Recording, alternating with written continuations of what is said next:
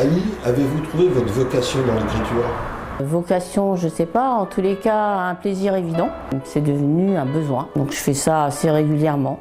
Votre premier livre, Quand le passé s'invite au présent, est presque sorti par hasard, dans le sens où c'est votre fille et vos amis qui vous ont offert la publication pour votre anniversaire.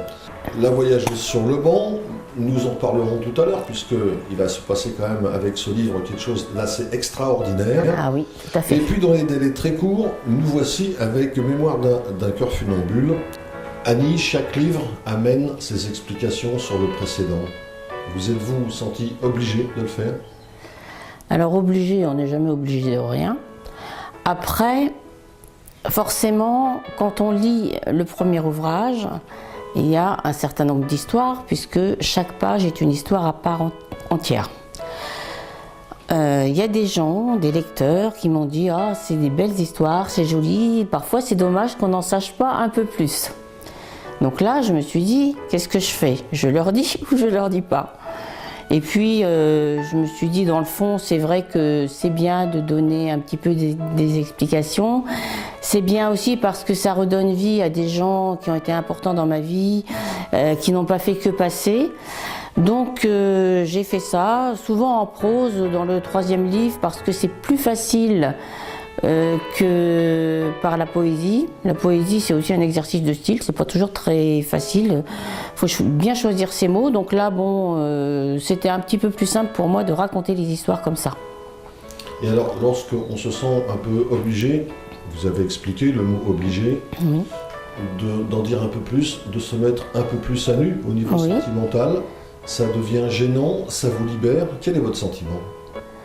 Gênant, pas plus que ça, parce que de toute façon, on dit toujours que ce qu'on a envie de dire. Donc la marge entre le rêve et la réalité, ça permet aussi de laisser au lecteur le choix.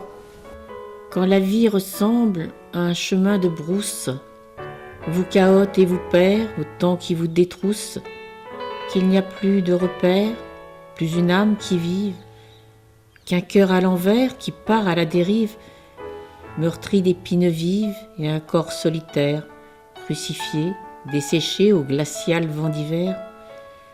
Quand se meurent les printemps avant d'avoir éclos, quand aux cieux tourmentés se taisent les chants d'oiseaux, quand les pleurs d'un enfant crèvent le toit du monde, quand les terres nourricières oublient d'être fécondes, quand les arbres se couchent aux assauts des tempêtes, que des peuples à bout ne lèvent plus la tête, quand l'océan submerge jusqu'au bout de nos quais les cris, la mélopée de tant de réfugiés, alors, quand vient la nuit, je rêve que dans le noir se lèvent des magiciens qui lavent ma mémoire et changent le destin d'une terre en perdition pour que j'écrive enfin le monde à ma façon.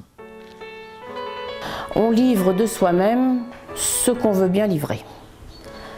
Après, il y a forcément des plages que l'on garde secrètes. On est obligé. Je veux dire, l'écriture, c'est pas non plus un divan de psychologie. C'est partager de belles histoires dans des lieux enchanteurs, forcément, puisqu'on y a été heureux. Donc, on trouve toujours beau les endroits où on a été heureux. Et puis, c'est tout. Oui. Je vous cite.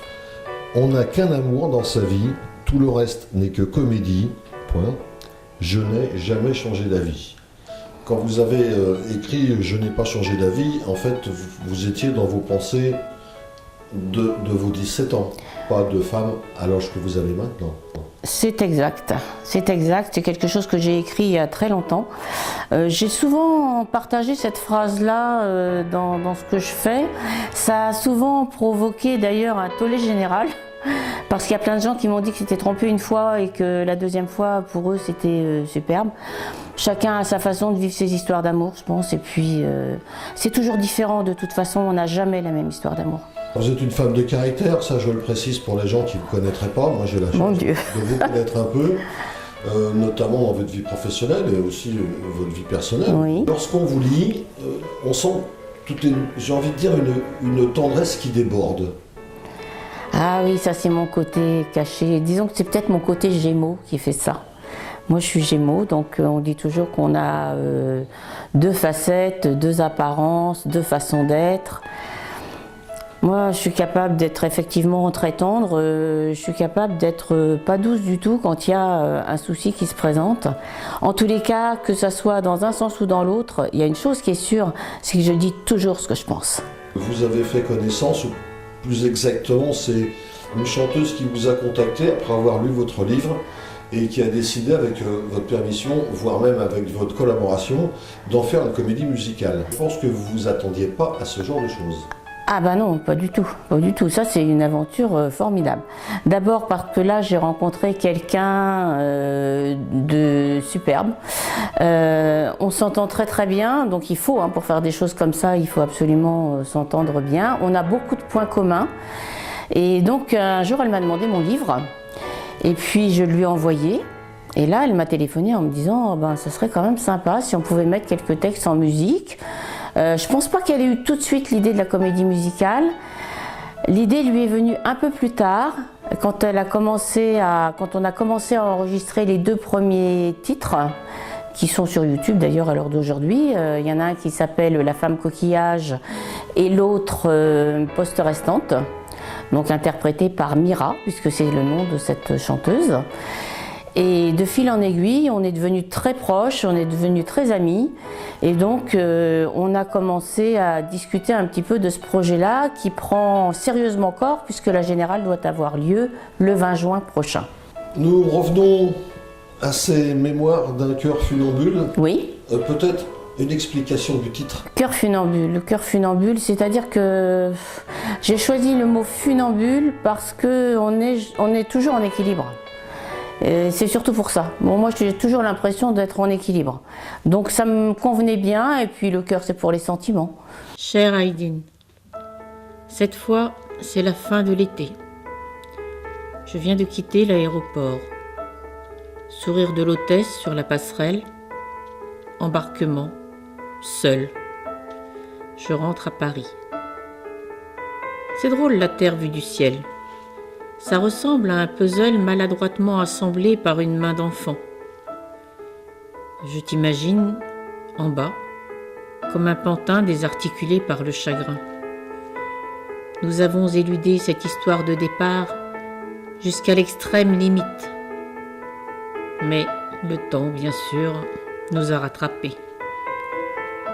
Je t'ai rendu à ton pays, à ta famille. Tout le monde voulait tellement te récupérer. L'étrangère s'en va. Demain, je retrouverai Paris, la Seine, les quais. Toi, tu reprendras le bateau vers ton île. Les jours couleront dans une totale indifférence à ce que nous avons vécu. Nous deviendrons des personnages de romans, déchirés et insaisissables, parce que le temps n'efface jamais les histoires d'amour impossibles. Le temps ne peut rien contre ça. Adieu mon amour. Adieu.